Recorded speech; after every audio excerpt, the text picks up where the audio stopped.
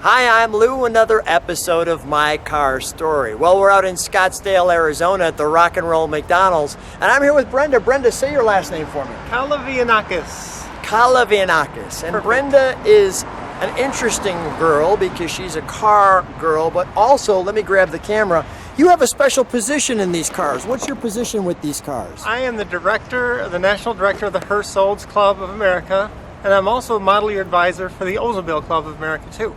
Now, let me pause for a second. Yeah. How did you get that title of being the Hurst Olds director? That's quite an interesting position. Yeah, it is. When I first received this car from my father back in the year 2000 when he passed, God bless him, I took up an interest in the Hurst Olds, and I wanted to verify whether this actually was a Hurst Olds or not. I wasn't sure. Sure. My father bought it in 1979 from Jerry's used car sales in Silvis, Illinois, passing it off as a Hurst Olds Indy car.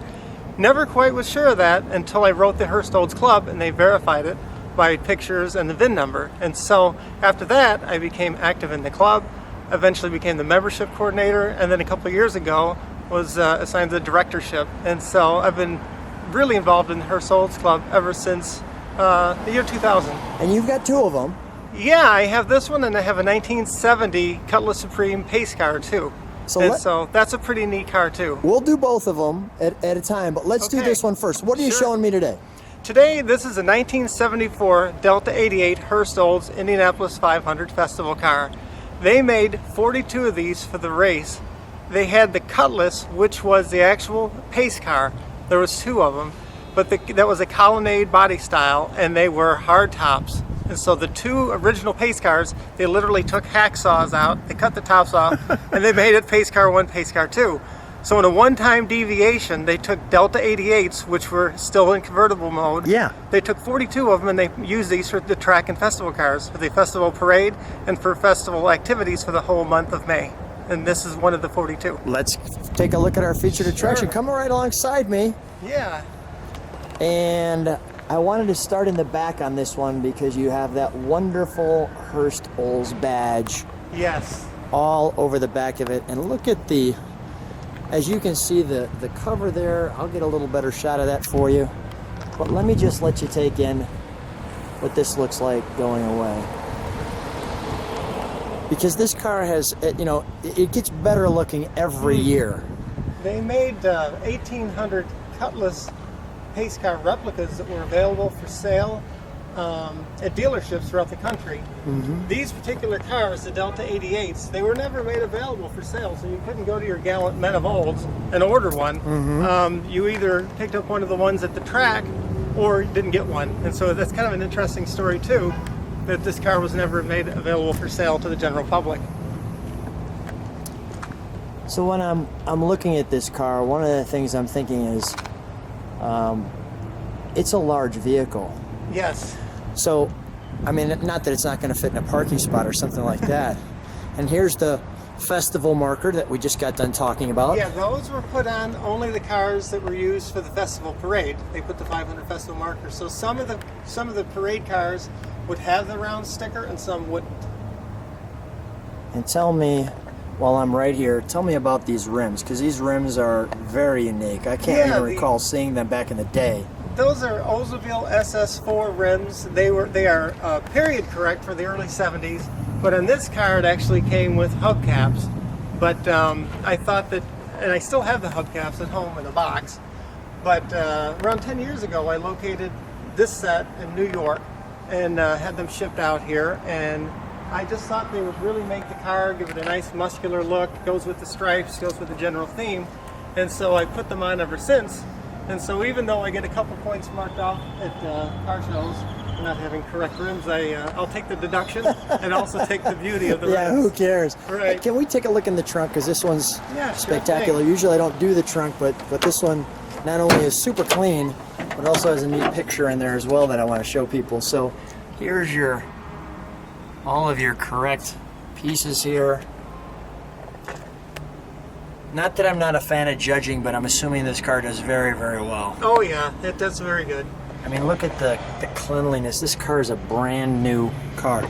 But here is someone, anybody in the 70s recognizes that person immediately. There's Evel Knievel at Indianapolis driving around there. Kind of tell me the story when people see that. You were sharing with me, you put it on your windshield, what happens? Well, it's funny because when you go to car shows and people walk by your car and they admire the cars, but then they see that picture and they kind of walk back, they look at the picture, they see, oh, Evel Knievel, and then they walk back and they give the car a second look. It's like, wow, those are real Indy cars, huh? And then you tell them the story of the car, and it's really funny. But yeah, the picture does get a lot of attention. What's the reaction when you're driving this car? Do people just enjoy it because they think it's an older car, or is it growing in popularity as you're driving it, or what's happening?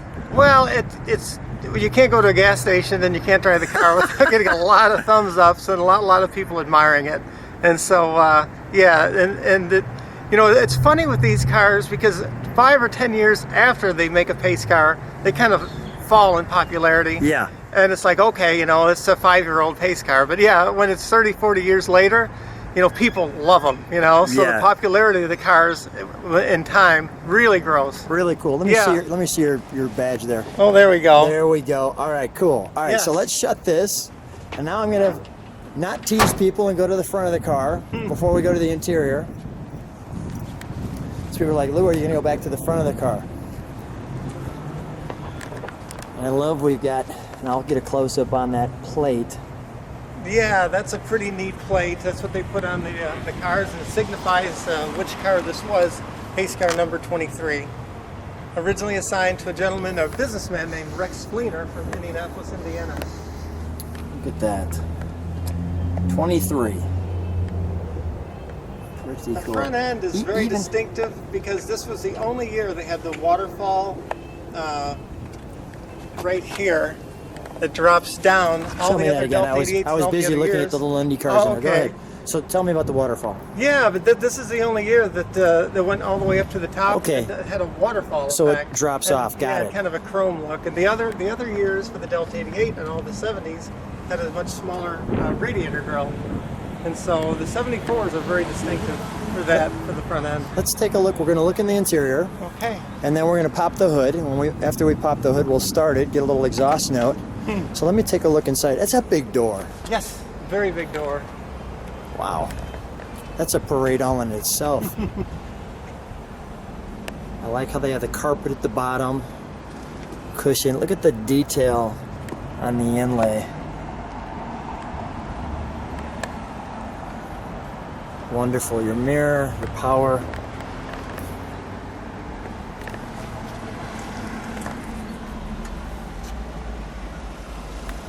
The clock's working. The all-important Hurst Equip and the Oldsmobile. Now, it's a Delta 88. That's correct. Why do they have an R? Well, it's a Royale. Royale, A base got it. and then Okay, a Royale. a base and a Royale. And obviously the convertibles were probably the Royale. How do you keep these seats this clean? This is, I've said this several times now, it's like a brand new car. Well, the thing about the seats is the interior was perfect, and I restored the car around 6 years ago. Yeah. And then I thought, well, at least I won't have to do anything to the interior because it's perfect. Well, after you paint the car, then the seats look like they're brown and a little bit old. So you can't pick up a catalog from Fusick or OPGI and order these seat covers or the seat foam. And so you literally, the seat foam had to be made, and these seats were hand stitched. The door panels, the seats, everything was done by hand. Wow. Which is incredible. That is incredible. All right, let's pop the massive hood on this Delta 88. The Delta 88 Royale. Got it.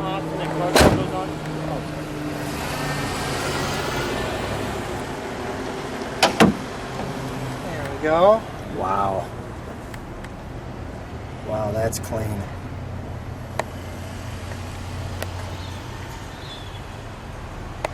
Brenda, I'm going to say something. Your father would be so proud. Yeah, I mean, can't my help but goodness. think of him when I drive this car and show this car.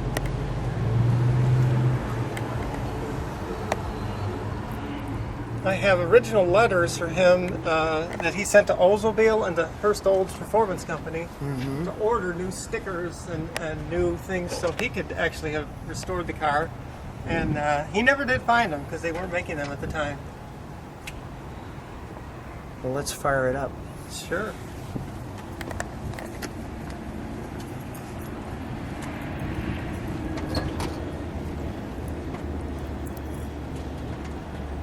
Smooth.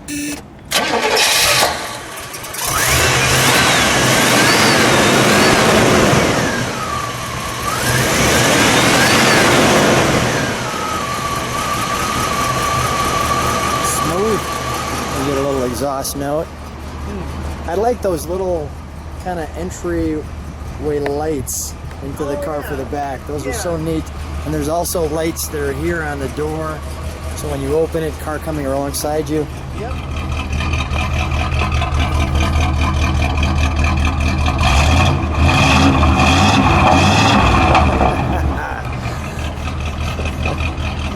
All right, let's shut her down. Interesting cover there. Where did the cover come from? Oh, that's a parade boot. Parade boot. Yeah, and they that one is actually, it fits the Cadillac and the Delta 88. I got booted from a parade one time. It looked nothing like that. All right. Ferris Bueller. Well, let's shut the hood. Okay. And we'll have you stand right next to your great car. Brenda, they've got the right person in the right spot as the director. You're just charming, and it's so much fun to hang with you and sit back and see your wonderful car. Thanks for being on My Car Story. Well, thank you. It's my pleasure.